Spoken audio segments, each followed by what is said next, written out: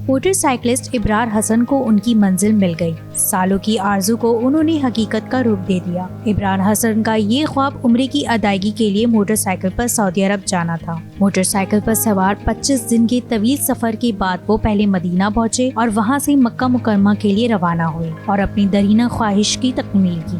Biker ابرار حسن کا سنہری یادوں اور ایڈونچر سے بھرپور اس سفر کا آغاز رواں سال 9 فروری کو اپنے آبائی شہر ننکانہ صاحب سے ہوا تھا، جہاں وہ 3 بر اعظم کی حسین وادیوں سے ہوتے ہوئے 27 مارچ کو اپنی منزل مقصود تک پہنچے تھے۔ پیشے کے اعتبار سے میکینیکل انجینئر اور جرمن کمپنی کے ملازم، ابرار حسن کا کہنا تھا کہ یہ خواب پورا ہونے پر میرے احساسات کچھ ایسے ہیں جنہیں میں الفاظ میں بیان نہیں کر سکتا۔ ابرار حسن نے پاکستان سے سعودی عرب کے سفر کو حیرت انگیز تجربہ قرار دیا اور سعودی عوام کی شاندار استقبال اور انہیں ملنے والی محبت پر شکریہ ادا کیا۔ ابرار کے مطابق سعودی عوام کی عزت و تکریم اور مہمان نوازی نے مجبور کیا کہ وہ مملکت میں اپنا قیام بڑھائیں اور دوسرے شہروں کی سیر کریں۔ وہ بہت جلد جدہ، الباحہ، جازان سمیت دیگر شہروں کا بھی سفر کریں گے۔